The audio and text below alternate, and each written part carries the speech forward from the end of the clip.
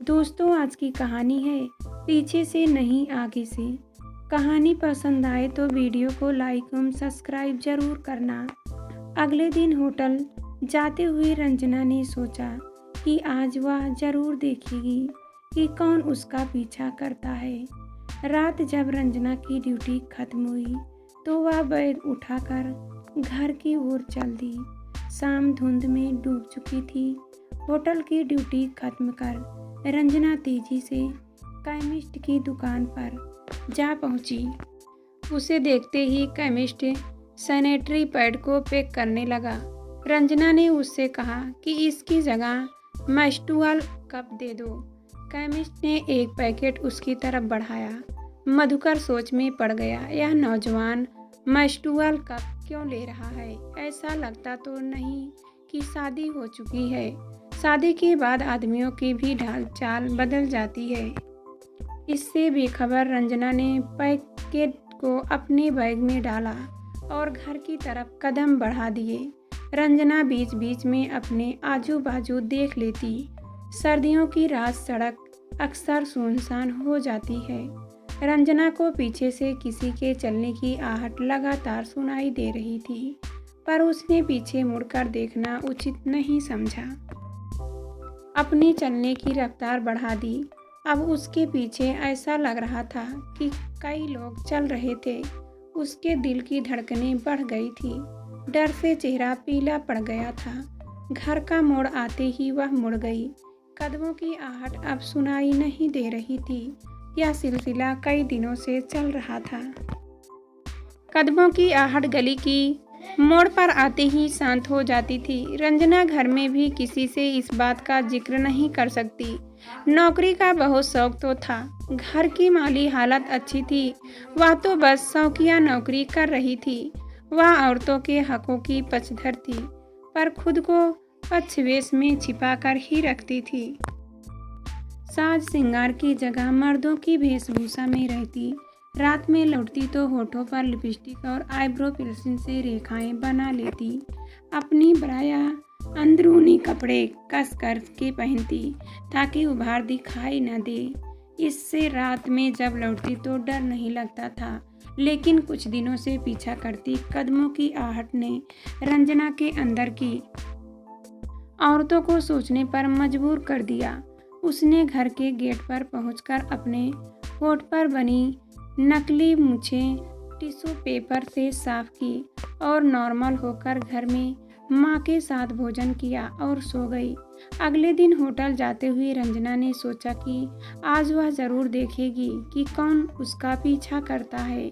रात जब रंजना की ड्यूटी खत्म हुई तो वह बैग उठाकर घर की ओर चल दी। अभी कुछ ही दूर चली थी कि पीछे आहट सुनाई दी। रंजना ने हिम्मत करके पीछे देखा। घने कोहरे की वजह से कुछ दिखाई नहीं दिया। एक साया धुंधला सा दिखाई दिया। अब जैसे ही रंजना पलटी, काले ओवरकोट में एक अनजान मर्द उसके सामने खड़ा था। रंजना को इतनी सर्दी में पसीना आ गया, शरीर कांपने लगा। आज लगा कि औरत कितना भी मर्द का छंदा बेस बना ले, शारीरिक तौर पर तो वह औरत ही है। फिर भी रंजना ने हिम्मत बटोर कर कहा, मेरा रास्ता छोड़ो, मुझे जाने दो। मैं मधुकर तुम्हारे होटल के करीब एक आईटी कंपनी में सॉफ्टवेयर इंजीनियर हूँ। तुम इस होटल में काम करते हो, यह तो मैं जानता हूँ। तुम शादीशुदा हो क्या? रंजना ने नहीं में गर्दन हिलाई। रंजना जरूरत से ज़्यादा डर गई। उसका बैग हाथ से छूट गया। सारा सामान बिखर गया। रंजना अपना सामान जल्दी जल्दी समेटने लगी, लेकिन मधुकर के पैरों से पास पड़ा केमिस्ट के यहाँ से खरीदा गया मेंस्ट्रुअल कप उसकी पोल खोल चुका था। मधुकर ने पैकेट चुपचाप उठाकर उसके हाथ में रख दिया। तुम इस वेश में क्यों रहती हो? मेरी इस बात का जवाब दे दो, मैं रास्ता छोड़ दूंगा। रात की ड्यूटी होने की वजह से यह सब करना पड़ा। इस वेश में किसी का ध्यान मेरी तरफ नहीं गया, लेकिन आपने कैसे जाना? मैंने तुम्हें केमिस्ट की दुकान पर यह पैकेट लेते देख लिया था। ओह, यह बात है। चलो मैं तुम्हें गली तक छोड़ देता हूँ। दोनों खामोश एक साथ चलते चलते गली तक आ गए।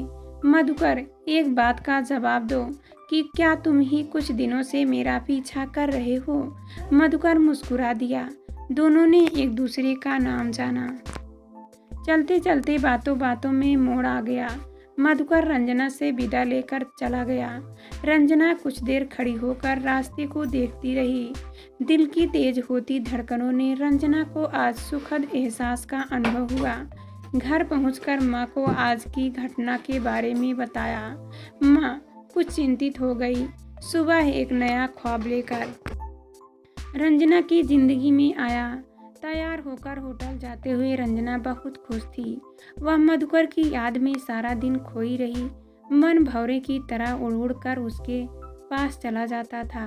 ड्यूटी खत्म कर रंजना उठने को हुई, तभी एक कस्टमर के आ जाने से वह बिजी हो गई।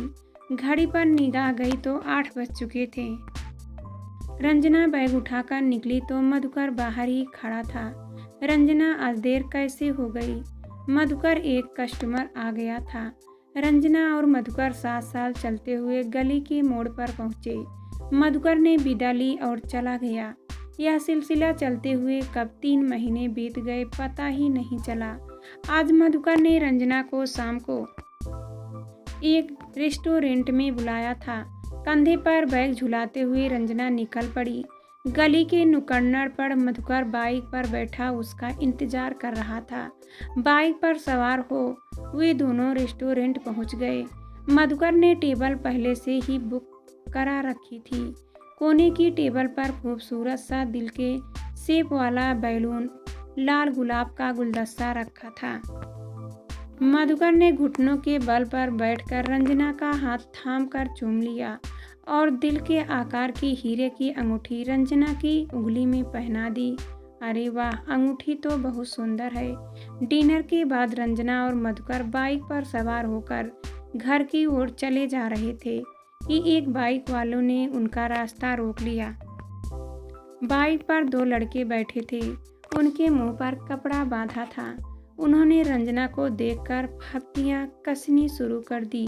रंजना को अचानक ही अपनी लिपस्टिक गन का ख्याल आया। उसने धीरे से बैग में हाथ डाला और गन चला दी।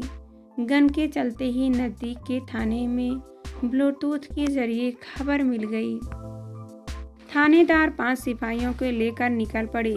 कुछ ही देर में पुलिस के सायरन की आवाज़ सुनाई देने लगी। लड़कों ने रंजना का बैग छीनने की कोशिश की।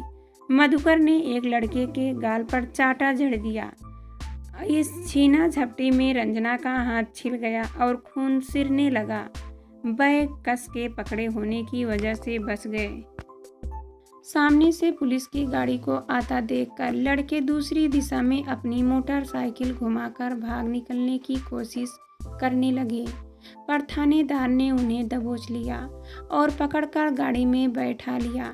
थानेदार ने एक सिपाही को आदेश दिया, इस लड़के की बाइक आप चलाकर इसके घर पहुंचा दे। इस लड़के और लड़की को हम जीप से इनके घर छोड़ देते हैं। रंजना और मधुकर जीप में सवार हो गए। आपका नाम क्या है? थानेदार ने सवाल किया। मेरा नाम रंजना है। मैं होटल में रिसेप्शनिस्ट हूँ। ये मेरे दोस्त मधुकर हैं। ये एक IT कंपनी में इंजीनियर हैं। रंजना, आप बहुत बहादुर हैं। आपने सही समय पर अपनी लिपस्टिक गन का इस्तेमाल किया है। पुलिस की जीप रंजना के घर के सामने रुकी। पुलिस की गाड़ी देखकर रंजना की मां घबरा गई और रंजना के पापा को आवाज़ लगाई, जल्दी आइए। रंजना पुलिस की गाड़ी से आई है। रंजना के पास महेश जी तेजी से बाहर की ओर लपके। बेटी को सकुशल देखकर जान में जान आई। थानेदार जोगिंदर सिंह से सारी बात महेश जी को बताई और मधुकर को भी घर पहुंचने के लिए इजाज़त मांगी। इसके बाद इंस्पेक्टर जोगिंदर सिंह मधुकर को घर के सामने छोड़कर वापस थाने चले गए। मधुकर ने इस बात की चर्चा अपने मम्मी पापा के साथ की। पापा का रिएक्शन यह था, बेटा तुमने जो भी किया उचित था। रंजना की समझदारी से तुम दोनों सकुशल घर आ गए। रंजना जैसी लड़की तो वाकई बहू बनाने लायक है। मम्मी ने भी हाँ में हाँ मिलाई। मधुकर ने खाना खाकर रंजना को फ़ोन मिलाया। उधर से आवाज़ आई, मैं रंजना की मम्मी बोल रही हूँ। मैं मधुकर बोल रहा हूँ। नमस्ते आंटी, रंजना कैसी है? मैं रंजना को फ़ोन देती हूँ, तुम बात कर लो। मधुकर ने पूछा, क्या हुआ रंजना, तुम ठीक तो हो ना?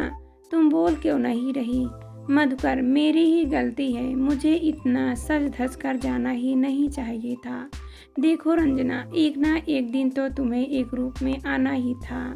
इस घटना को कपड़े से नहीं जोड़ा जा सकता है। तुम तो जमाने से टक्कर लेने के लिए तैयार हो। मधुकर, तुम ठीक कह रहे हो, मैं ही गलत सोच रही थी। रंजना, मैं तुम्हें हमेशा के लिए अपना बनाना चाहता हूँ। Love you. मधुकर, रात ज़्यादा हो गई है, तुम अभी आराम करो, कल मिलते हैं, गुड नाइट। सुबह मधुकर घर से ऑफिस जाने के लिए निकल ही रहा था कि मम्मी की आवाज़ आई, मधुकर, हो कैसे? तो शाम को रंजना को घर पर लेकर आना। ठीक है मम्मी, मैं चलता हूँ, कहकर मधुकर ने बाइक स्टार्ट की और निकल गया रंजना से मिलने। रंजना को उसके होटल छोड़ने से पहले मधुकर ने उससे कहा, मम्मी, आज शाम को तुमसे मिलना चाहता हूँ, ज़रूर चलूँगी आंटी से मिलने।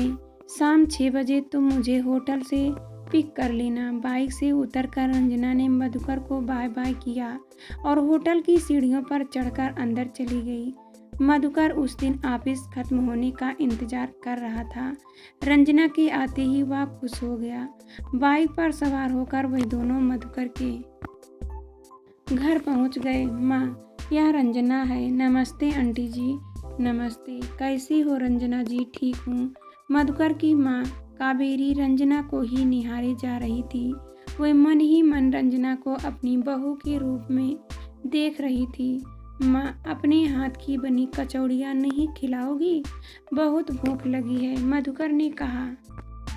यह सुनकर कावेरी वर्तमान में लौट आई और बेटे की बात पर मुस्कुरा दी। वह उठकर रसोई से प्लेट में कचौड़ी और चटनी ले आई। रंजना प्लेट उठाकर कचौड़ी खाने लगी। आंटी, कचौड़ी बहुत स्वादिष्ट बनी है। मधुकर खाते खाते बीच में बोल पड़ा। रंजना, माँ के हाथ में जादू है, वे खाना बहुत स्वादिष्ट बनाती हैं।